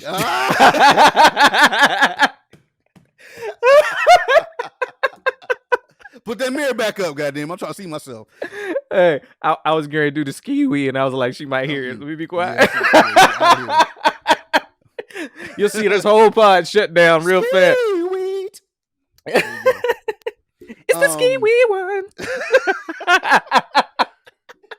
It's the ski wee. Yo, you're dead. You're dead, dog. But it's ski. I'm not doing this again. It's a ski one. All right, so that pinky up. Anyway. Put that pinky hey, up. dog, I'm saying maybe I know dudes be lying on their dick, but I'm pretty sure that there's athletes, a dude. Maybe like star. Oh, the athletes for athletes. sure. For sure. No. The star caliber athletes. Oh, the ones that they like, oh, he got a deal. He got a deal coming. Them, okay. Yeah. They're getting 40. But them regular ass dudes, them fucking third string running backs and shit, no, you're not getting that much fucking pussy. It's just not happening. Third string running back. But it's just I just think it's just I can prefer what I prefer. But I think there is truth to what you're saying though. That okay, between the ages of 19 and 22, you're out there just fucking giving it up to everybody. And now you're, 35, you're a reformed whore and cleaned yourself up some. All right. You dress nice. You don't even. Here's what, okay, for women, here's what men are afraid of. As a man, we are afraid of going back to your hometown, wherever you're from or whatever, and being seen as the dude that's with the fucking train wreck. Everybody's old freak. Everybody's old fucking freak. Nobody wants to be with the old freak. Yeah, that's true. And for men, before you fucking wife some girl up, go back to her hometown and see what that shit looks like. Because you don't want to be with the chick that every time you go home, you see her old ex, Bobby. Oh, you with her now? Yeah, she used to be boy back in the day, boy. Yeah, yeah. If you live in St. Louis and you meet a girl that tell you she's from Maine, like, what made you move all the way out here? Yeah. It might be a reason. Oh, I like trees. My career brought me out here. My career brought me out here. Yeah, I'm sure. Yeah. But it's just different, man. Like you gotta. I just think. and the reason I bring up the preference thing is because also in the group this week. Yeah, preferences. That's what we said. Preferences. Right. Also in the group this week, there was an issue where one of our followers, one of our fans, shout out to you, you know who you are. He mentioned something about preferring women that don't wear wigs. Oh man, rest in peace, bro. He's still alive, but now, boy, me personally, I don't have an issue with you having that preference. Yes, and that I think that was the big takeaway. Like, I mean, I know most of y'all listening, you're not in a group, but the whole point of that type of conversation, because we have all types of conversations in there, and I love it because it really shows the indifference of people and how we really misunderstand each other a lot. A man that constantly praises and uplifts women. Yeah. In that group. Praises and uplift. He constantly praises and uplifts women in the group. That is a fact. All day. Came out and said that he didn't fuck with girls that wore wigs, and it was like burning a witch at the stake. That's what it read like. Burning a wig at the stake. A wig. And you know they flammable. So they go up. So yeah, man, like that's a preference of a dude. If he don't want to mess with a chick that is wearing wigs and it makes him lose out on a great thing because he couldn't see past the wig, cool. It's the same as if we tell a female, I can't believe you won't talk to a dude because he's 5'10". He ain't 6 foot, so you immediately bypassed him, even though he probably was going to treat you great. So guess what? Now you done lost out on the short dude that don't like wigs, and he done lost out on you because you can't grow hair. And both of y'all would have been great together. The more interesting aspect of the fucking, debacle conversation I was gonna say massacre, but I don't want to do him like No, that. yeah, we The don't do that. conversation that took place was, I think the day before he said that, there was a post by a young lady that said, what the fuck did it say? It said, if your dick don't touch your belly button, you can't get loud. How you gonna know So- that unless you fuck 30 dudes? I was more thinking about like, okay, I kind of felt the way about it because I'm like, yo, they're going ham on this guy for saying that he just doesn't want to be with a woman that wears a wig. And he didn't mean a wig as in a wig to just, to be a little different. He meant a wig as in when he pulled that bitch off, she's a different person. Yeah. I caught But that. I just found it funny that the day before there were short dick jokes going on, and women don't prefer a short dick. But as soon as he says, "I don't prefer a woman that's wearing a wig," that woman was not attacked for her opinion. She was not. Don't they have a whole song about how they don't want a short dick man? Isn't that a song? I don't want no short. It's like an old 80s boonch, Yeah. boonch, boonch, I don't want no boonch. short Yeah. dick, man. Boonch, Yeah. boonch, boonch. Yeah. Yeah. It's gotta- But yeah, hey, it's and that shit was on the charts because I think it's women interesting. echo that sentiment. Let a dude come out with "I don't want no short-haired broad" or some shit like that. Firestorm. I promise you, ain't no way that's gonna fly. I know in a T.I. verse, he says something like, how you know when you made it, Unc? And he says, you're dealing with less bitches wearing lace fronts. Damn. That's what T.I. said now. I didn't say it. That's what T.I. said. Those were T.I.'s words, people. That was not Marcus's words. Yeah, the song is called Wraith. It's fucking hard. Go check it out. You know, when they chop this up on Vlad, they gonna make it seem like you did it, right? That's fine. But you know, it's a preference thing, but there's a double standard there that happens with men and women 100% all the time. Like, I've heard people talk about, Meg Thee Stallion, and in her music, she referenced her pussy every single track. Yeah. Right. And they used to go in on Lil' Kim for that. And they used to go in on Fox for that. And then when like Lauryn Hill comes out, she gets praised for not taking that route. Right. But the baby is hot and he talk about his dick every track. I don't think Lauryn Hill got praised for her not saying, she did. Pussy was she got praised. I think the music was just, I mean, it was it's a different genre of music to me. It's not even in the same category. It's a hip hop album though.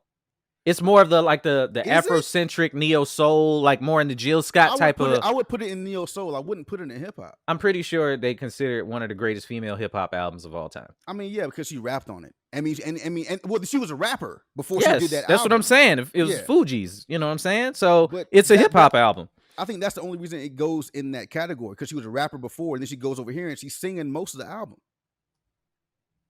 It's about 50-50.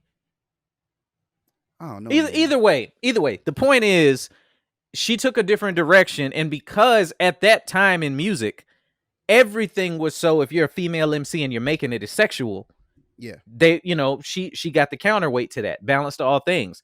We're in a new era now, and we got the city girls and the hot girl summers and your Meg Thee Stallions, but the same thing still happens where it's like, well, why you got to talk about your pussy all the time? But if a dude talk about how many bitches he fucked in a rap song, and I'm using bitches in the rap term, I'm really trying not to call my women that anymore. I really am.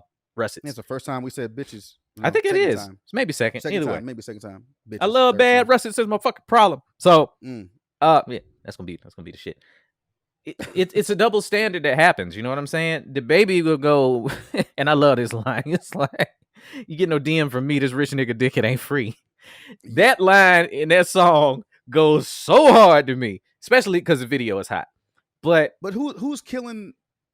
Nobody's killing the baby for that. No. Well, who's killing Meg for being the way she is in her music. I hear I don't people. remember anybody killing Lil. I don't remember anybody killing Lil Kim for what she was saying. Like You people were like, "Yo, she's crazy. fucking doing that shit." She was doing it, but Because people were she still was- like, "Why she got to she be was- so sexual?" She was in Junior Mafia. She was the only female rapper, and she was doing that shit. And I don't remember anybody being like, "She shouldn't talk that way." You crazy. I remember You that think she fucking- didn't catch no backlash for that? I know. I mean, you're gonna catch backlash for anything you say or do. Yeah, but I don't but- think it was like as crazy as people trying to make it out to be. Nah, and you know it's all And how many generational. Lauryn Hills are there? There's one. Oh, she's a one of one. You There's know, one. a one of one. That's why you got to wait 3 hours for her to show up. Like, ain't no, I ain't ain't no. waiting for that motherfucker. Fuck that shit. She gonna be late. But I'm I'm on telling that. you, like when that came out, and when I say it's generational, I remember like my parents seeing that album cover, and you know it was nothing but Yo, Volvo hanging out on that album cover. It's the greatest thing ever. It's that iconic fucking now. fat But when bitch. it came out, imagine that being just on a store shelf back when CDs was out. And it was just 100 copies of her with her legs open sitting there. What a time to be alive. Yo, I cut that shit out of a Source magazine and put that bitch up on my The wall, you know? That everybody did. I would think God everybody did. Damn, that mother. Oof. It looked like it was plump. Mm-hmm. Anyway, so yeah, like that, but that was the thing. Like, I feel like no matter what era of music we get into, that's gonna happen as a double standard for women needing to be ladylike and all of that shit. And it's okay for a dude to go ahead and say whatever the hell he want to say. So I don't fault Meg for being sexy and handling her business and getting her money. Like, do your thing. I don't even think she talks about her pussy as much as most people be saying. Probably not, but then Kim did more. Yeah. And I want to hear her talk about it before I hear Raw Digger talk about hers. I don't want to know. And don't get me wrong, she was a hell of an MC, but I don't want to know nothing about what you doing outside of that. She sounded like a dude. Never mind. You know, it'll be difficult for me to date a girl from the East Coast. What? Wait a minute. I just don't want that kind of energy. In How my did house, you yo. go from that? Like, you mean like New York, East Coast? Yeah. You don't I want her? just can't- You dead Yo, ass what's like up, this son? pussy Yo, dead ass, son, dead ass king. Beat this shit up, yo. on my Timbs. Hit it from the back. Like, Beat this shit up, yo. Where your butt is at? Anyway, I don't knock want your okay. butters. Where your butt is at. So I just don't. I think when you have an MC like Rhapsody that people aren't paying attention to, those are the people that have an issue with it. The people that are like into the rapidy shit, they want to hear Rhapsody. The rapidy shit. A rapidy Rhapsody. So they want to hear. They wonder why they don't hear that on the radio, as opposed to hearing Meg on the radio. And I understand that part, because if you're talking about MCs, yeah, Rhapsody's fucking killing Meg. Absolutely. You don't hear Rhapsody, you don't hear her music.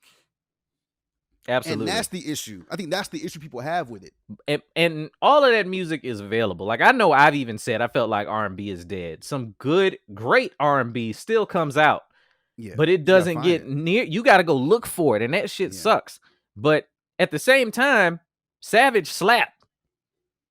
That's the song that goes on the radio, and then you can put a remix out, and it will get airplay all day because it go hard, it's catchy. Girls is gonna jump to it. You got to make something. Song twice. Really? The remix with Beyonce on it pops up a lot. We don't also don't listen to the radio a lot. But. Okay, yeah. Like if I'm in the certain spaces, like you can't help it here. But that song, like Savage gets play.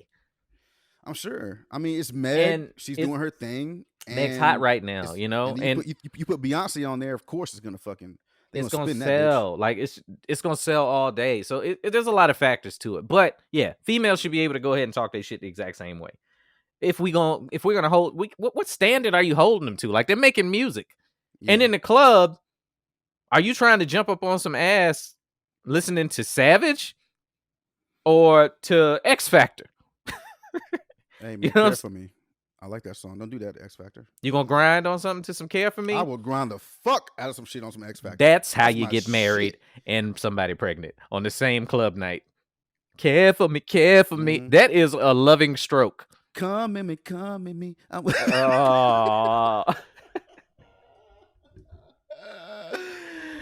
Oh my god. I got to Hey. stop talking to this guy. All right, rough transition. Okay. Because this is just something that I feel like people not talking about, and I know that we're approaching our time and shit. Mhm. Look, I know this is a completely what? No, you just said come in me. So let's talk about kids. Mm. There's the transition right there. How is it out there with the kids going back to school? Like, I don't hear a lot of people talking about how weird this is and how unprecedented this is. Yeah. That kids are facing a dilemma of whether or not they're not going back to the classroom this fall. Yeah. And my kid, I mean grade school kids, like not college and shit. Mine, I had to go to the school and pick up like kind of some work packets to get them enrolled. And it's for them to like pick up distance learning materials, to pick up a Right. computer, to do their thing from home, you know. How do you feel like this is going to affect kids going forward after this school year? There's going to be a group of kids, hopefully, that come up after COVID-19. They're never going to know what it was like to have such an endless summer, sitting at home Right. trying to learn some shit, having to deal with your parents all day, having your parents have to deal with you all day. And do you think it's going to put them behind the power curve? There's something I feel like that gets lost in translation when you have to do everything over the computer. Yeah. I mean, there's it's not personable. It's like a video game isn't personable. You just play it. This digital way of doing things is there's gonna be something lost in translation. It's very lackadaisical. I have friends of mine that are teachers and they've been doing the distance learning stuff, and they tell me that a lot of it is a joke because they change the standards of learning when you do it this way. They allow the teachers to make a curriculum, to make the standard for what it is to pass a class or for what it is to pass a test every week. When the teachers are trying to pick their curriculum from home? Yeah. Like, man, I was talking to I don't want to say who it was, but I was talking to this group of teachers that I know, and they were saying like, you know, it's up to you to give the instruction and the test for the week or that quiz for the week. And this one guy says, he's like, you know, I give like a one multiple choice test every week. Now, this one test is one question, two answers. What? Yeah. I don't even know how they plan on testing a kid that's got Google. So I'm sorry. I wish I was one of them kids right now. They all said that the reason why we do it is because the parents aren't held accountable for their kids being online. The kids are not online. Most of them aren't even checked in. Yeah. So it's like, why overwork myself to make up, you know, these lessons plans for every day, for every week, just so kids, you know, I'm spending the whole fucking weekend making lesson plans just for these parents to not make sure their kids are in front of this computer. Because they're not going to care. See, that's where I was saying you run into two different types of teachers, right? Mm-hmm. Or two different learning styles. And that's where the kids are going to end up falling behind. If they have one of those teachers that really, really care, because shout out to our educators, man. I can't imagine the landscape y'all are trying to navigate right now. Yeah. It's nuts for you to be accustomed to teaching everybody in person. Yeah. So if you're one of those teachers that really, really care, and you are going to make sure that even if they're not engaged, you did your part, the students that do come to your class are going to be a whole lot more prepared than the ones that have the parents that don't give a shit. Yeah. So for sure. my kids have the gift and the curse of their mother being a teacher. Yeah. Yeah. I remember, dog, last year they would get these packets that they had to do. You know, when the school system was spinning their wheels on some, like, we got to make them do something. And I know a lot of them kids' parents was like, man, they ain't even grading these goddamn packets. Right. You think my kids got that pass? Hell no. Hell no. You was working. You was doing your school shit. But the same thing I had to tell them. Like, I'm going to enforce what their mother's doing. It don't hurt them. Yeah. This only helps you. So, yeah, this might be annoying to you. You don't get to play Fortnite all damn day. But you're going to be more prepared when the next school year starts ahead of them kids that quit when COVID hit. So yeah, be Right. mad, but learn some shit. The But same thing is about to happen this year. My son he's young, so this is gonna be his first year in school, in kindergarten, I think. And so it's not that serious for me, and as far as getting him learned, if he has to do any kind of stay home education. But you I think teach him stuff though. yeah, we do all kind of shit. But here's my business tip of the week for you guys, and it's not a segment, it's just me saying. Things are going to be changing. Like this is an ever evolving situation, and people are trying to gain a foothold on what they should do in this situation, especially when it comes to their kids and their education. It's not easy. If you are a teacher, or if you used to be a teacher, or something along those lines, get you a fucking business license to run your business, to run yourself as a business, and do home schooling privately. He preaching it, y'all. He preaching. This shit is not going to stop anytime soon. And what's going to happen is when they shut this shit back down in October or November, and it's shutting down. Best call it right now. That shit it's shutting back down. People are going to be fucking clamoring for in-home tutelage. You can name your fucking price, because there are not a lot of like actual in-home schooling teachers. Back when we were growing up, we thought that it was, your parents teaching you, and the kids are in some kind of fucking cult. They came to school finally. They were fucking dumbasses. They were the weird kids. They were the fucking weirdos. We made fun of them. The shit is different now. So if you have a background in education, I will tell you right the fuck now. Just like I was telling my friends down the street the other day, they're all teachers. I'm telling you right the fuck now. Get you a little license, so when they start calling your ass or start looking around for people that could teach a fucking group of 4 kids, you already there. You already in there. Mm. I wish I had that type of patience, but I fucking don't.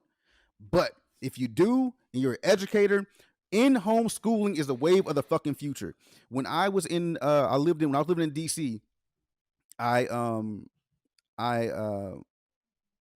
was volunteered, or a friend of mine got me into a volunteer type of situation where it's a program. It's called FIRST.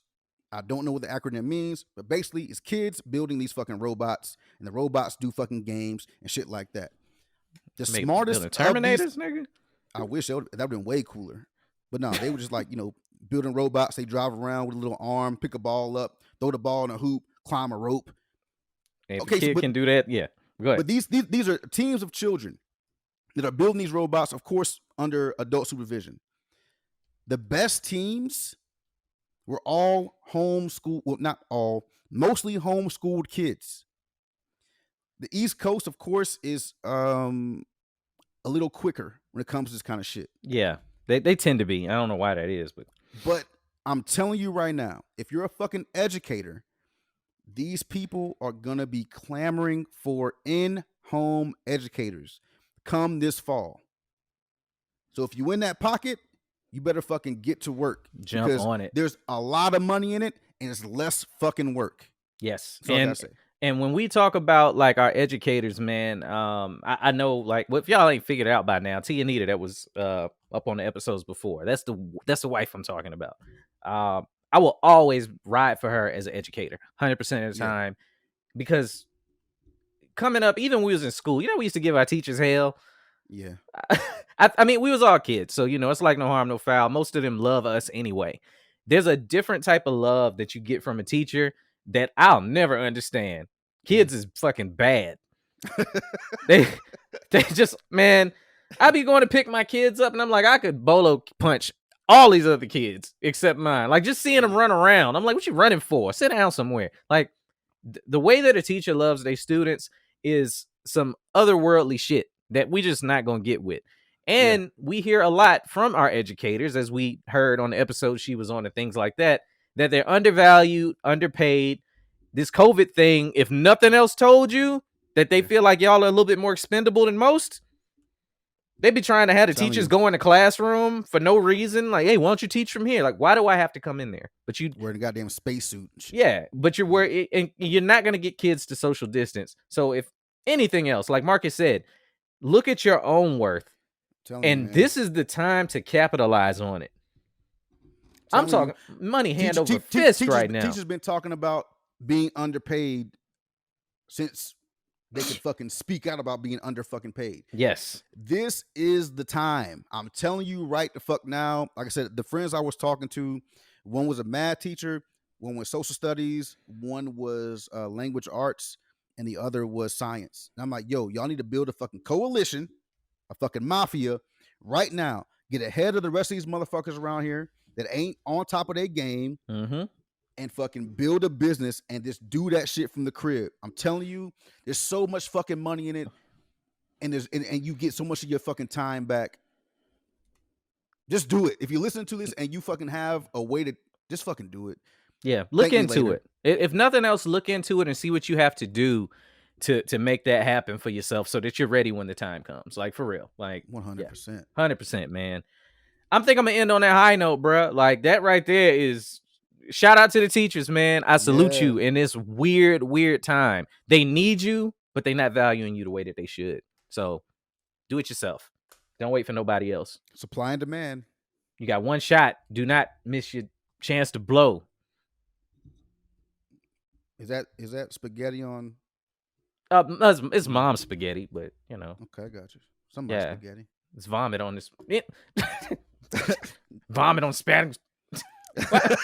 Everything. Drop bombs are ready. The words won't come out, and it always sound. You ever been like when you was on the bus in school and somebody poked you in the back? You're like, just leave me alone. Going home, leave me alone. Up the goes gravity. He knows his own father. He knows Mekhi Phifer. Oh, Mekhi Phifer. Oh man, 8 Mile is a terrible movie if you watch it now. But just fast forward to the end to realize that Diaz Mackey never said, wasn't it Diaz Mackey? No, that's not Diaz Mackey. No. Falcon. Blacked in America? Falcon, yeah. He never spit a bar. I don't think he rapped the whole movie. No, he didn't rap the whole movie, I don't think. It was just he dangerous, so he ain't got to spit, and then he just put the mic. Anyway. That's some old Ocean's 8 ass shit. You never see me actually do the fucking heist, but they end up with all the fucking jewelry. Get the fuck out of here. The only thing I remember about that movie is seeing Mindy Kaling in a little room making a fake piece of jewelry. That's the only thing I remember. The only thing I remember about that movie is falling asleep. Oh God. Hey, thank y'all for listening this week, man. We are 25 pods in, man. The pod is growing. Me and Marcus are looking at merch in the next couple months, man. Ooh. Like it's gonna be cold. Kill him! Kill him! It's gonna be nuts. I'm looking forward to seeing the first person besides us in an Illegal Opinions shirt, man, or mask or whatever. Like for real, it's gonna be dope. It's gonna be dope. And everybody, what's that about? You know, because people see the word illegal and they immediately ask questions. So absolutely. But yeah, man, shout out to all of y'all that listen, man. Shout out to all the people still out there fighting the good fight in these protests.